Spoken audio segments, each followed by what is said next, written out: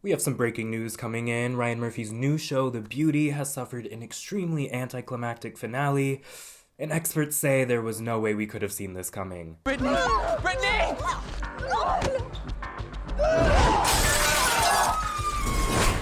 Alright, so I confess I watched all of The Beauty with a cast full of big stars and a ton of American Horror Story alumni. Honestly, the only thing that was keeping me from watching it was the casting of its primary antagonist, but I'll get into that later. In true Ryan Murphy fashion, the show delivered an intriguing enough premise that kept me tuning in week to week, only for me to feel completely bamboozled once those end credits rolled on the final episode. So, let's discuss. The Beauty was adapted for television by Ryan Murphy and Matthew Hodgson, and while co-creator Matthew Hodgson might not be a household name like Ryan Murphy, he's worked his way up in that same universe, starting as a production assistant on Nip Tuck, now working as a writer on a handful of Murphy productions, and notably, he and Murphy are the only credited writers on the entire season.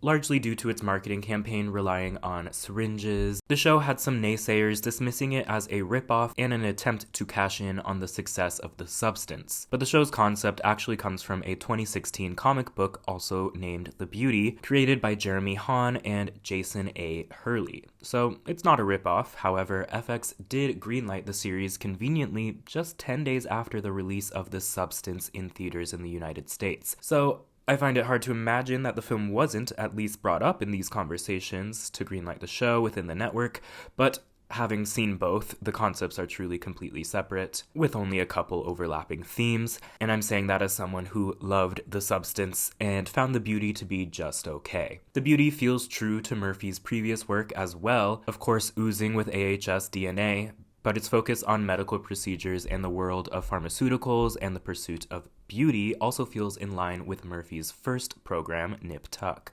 Speaking of Ryan Murphy's flagship horror show, American Horror Story, that returns this year after 2 years off the air, but it feels worth noting that in that time span, without AHS, The Beauty is actually the second horror show co-created by Ryan Murphy to air on FX since that last season of AHS.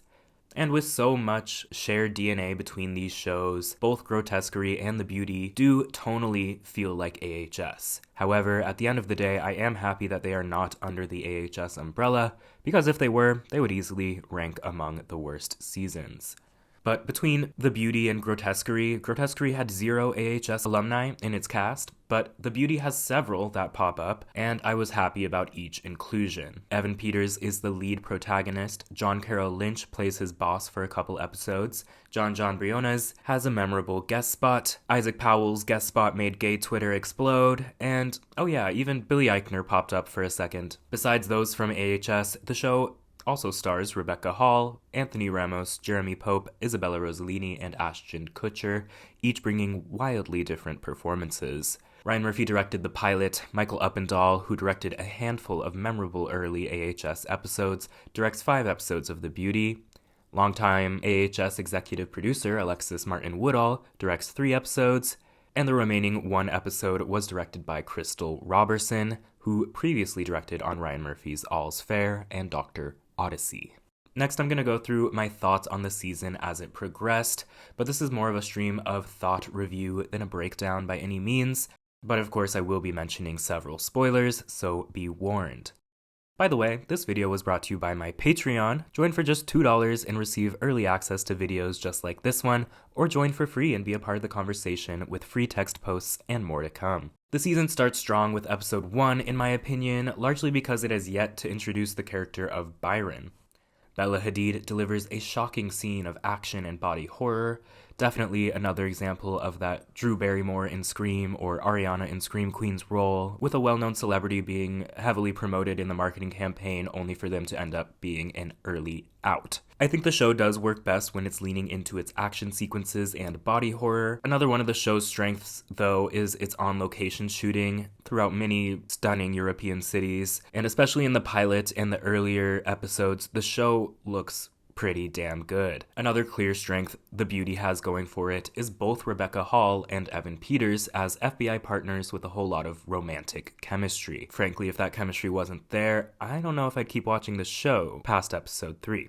While the writing doesn't give much to these characters besides those romantic scenes, these two performers are the only ones who pull you in long enough for you to suspend your disbelief. Jeremy Pope and Anthony Ramos are giving a different type of performance than those previously mentioned, landing safely in attempted camp, but again, a lot of that comes down to writing, and I know both of these actors are incredibly talented performers. Anthony Ramos is given an extremely one-dimensional character, but despite that, a lot of his performance choices are successful. Jeremy Pope plays an unlikable incel who turns hot, and that's kind of the entire character. I loved Jeremy Pope in Pose and in Hollywood, and I'm looking forward to his upcoming projects. But boy, this role is just written to be very unlikable, and it doesn't go anywhere. And lastly, I was pretty disappointed when I heard Ashton Kutcher was cast in this show after his pathetic apology for writing a letter in support of Danny Masterson. This is one of Kutcher's first major roles since that controversy, so it's hard not to see this as an attempt to restart his career and see if people will forget. While I tried to go in with an open mind, I can confidently say that, controversy or not, Kutcher is severely miscast in this role. None of that matters.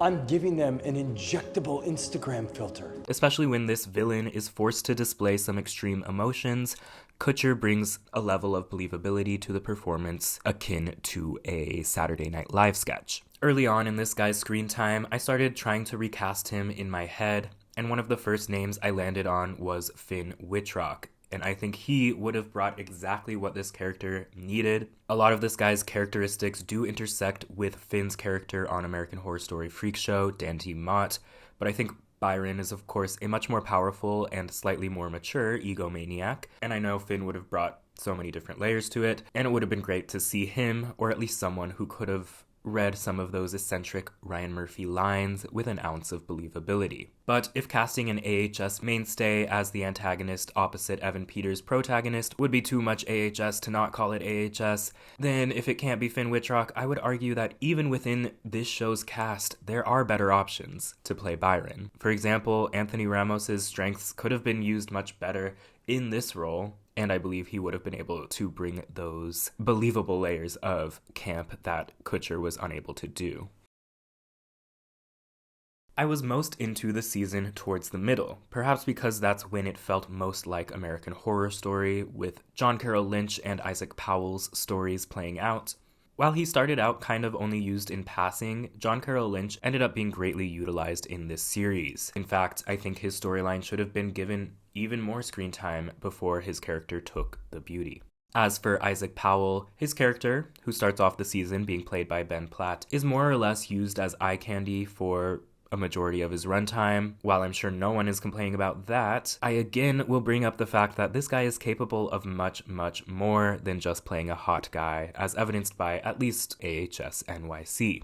The show, unfortunately, begins to absolutely flail towards the end of the season, with several out-of-nowhere and unresolved plot points. Robot Lady, also called Diana, emerges as a maligned robo-scientist intent on killing Byron, and the energy she brings to the role was completely unexpected, but it did have me laughing throughout all of her scenes.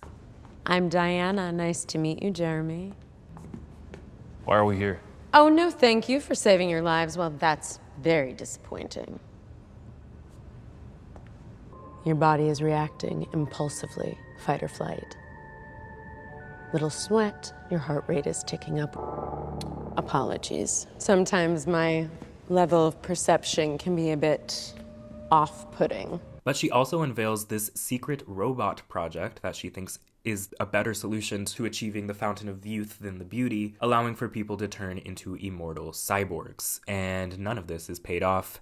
After having sex with the post-beauty Jordan, Cooper inevitably transforms in episode 9. And this brings us one of the best body horror sequences of the season, followed by the biggest head scratcher, as the episode ends with Cooper turning into a 12-year-old. The finale reveals to us that there's actually a convenient way for Cooper to turn back into Evan Peters, only the season ends with only showing us a hand emerging from his sack. And based on Jordan's reaction, it doesn't seem like he turned back to Evan Peters. And with the season ending there, Cooper, Jordan, Antonio, and Jeremy's plan to take out Byron Byron that they were starting to develop within these last 5 episodes goes absolutely nowhere, leaving it for a season 2 that may or may not come. But before that conclusion, the penultimate almost has nothing to do with the primary conflicts or characters, and instead tells us a horror story about the effects of pharmaceutical and cosmetic advertising on young people. Bella, played by Emma Haleen, and her high school peers are all entranced by the Beauty's commercial when it drops and its promised effects to make anyone beautiful. She watches it have seemingly positive effects on some of her peers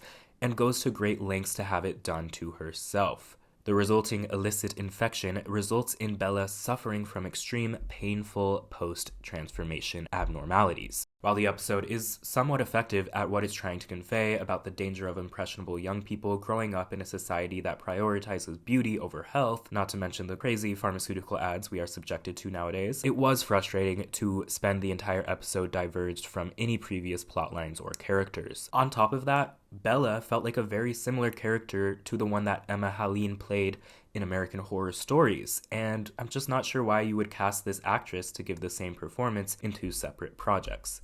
Don't get me wrong, she kills the role in both instances, but the characters are practically the same. Isabella Rossellini has a recurring role in the season as Byron's wife, and while her character definitely gets better towards the end of the season, for a while there I found her being really underutilized. Her sons giving her the beauty shot against her will in the finale is the crux for Byron's sudden and complete shift in motivation, as Byron then decides to pull the drug from the market, the entire concept of the show, and personally pay off the hundreds of thousands affected by negative side effects. Literally just fuck his entire evil plan and the entire character they've shown us throughout the season, which included him hating his wife.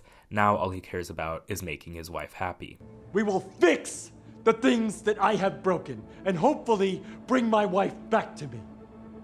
The show chooses to prioritize both independent storytelling, with the transformations of Jeremy, Manny, Bella taking up the majority of their respective episodes, with the main secret agent espionage/romance premise with Cooper and Jordan. But these 2 choices are often at odds with each other, especially just leaving me wanting a lot more of Cooper and Jordan trying to stop Byron. By the way, throughout the season, the show is also plagued by something the last 2 seasons of AHS have also suffered from, and that's inconsistent and occasionally very short episode runtimes. In only the Beauty's 2nd episode, they break the record for sure at just 24 minutes long. This is an hour-long drama, you guys, and it's clocking in at 24 minutes. What are we doing here? So, at the end of the day, did I enjoy The Beauty? Sometimes. I did like the horror elements, most of the cast, and it was definitely entertaining, but even at its high points, it felt more like a guilty pleasure show than anything I truly recommend. But it had good bones that proved that it could have been something much better, especially if it made some more conclusive and believable choices in those last 4 episodes. The finale banks on there being a season 2, much like Grotesqueries did, and let's face it, Grotesquerie will not return. But will The Beauty suffer that same fate?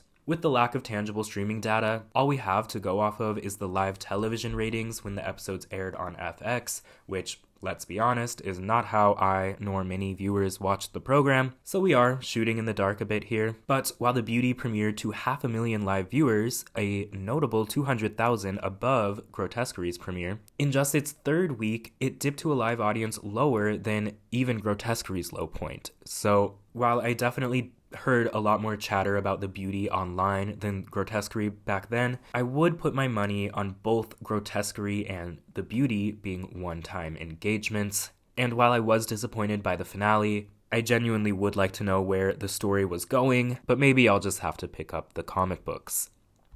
Thank you so much for watching my review of The Beauty. Be sure to let me know what you thought of this European horror story in the comments below, and I will see you next week for part 2 of my Coven deep dive, which, if you're watching this video on YouTube, means the deep dive is now available on my Patreon. And again, things you can expect coming up on this channel. We got the Coven deep dive almost done and ready. After that, I'm going into Apocalypse, which I'm so excited about. Should be a lot of fun. And then along the way, I have some smaller videos I'm gonna drop like this one, and also some other deep dives I'm working on that who knows when they'll come out, but I've hinted towards them before. So if you know, you know. So with the second part of Coven, I've just been like, all right, there's a lot of heavy themes and a lot of stuff we gotta get into, but I don't want to I don't want to rush through it and, you know, have it come out at the end of January when it was not ready to come out at the end of January. So that's why it's taken a little bit longer, but I think you guys will enjoy it as long as you're okay with me being a little critical on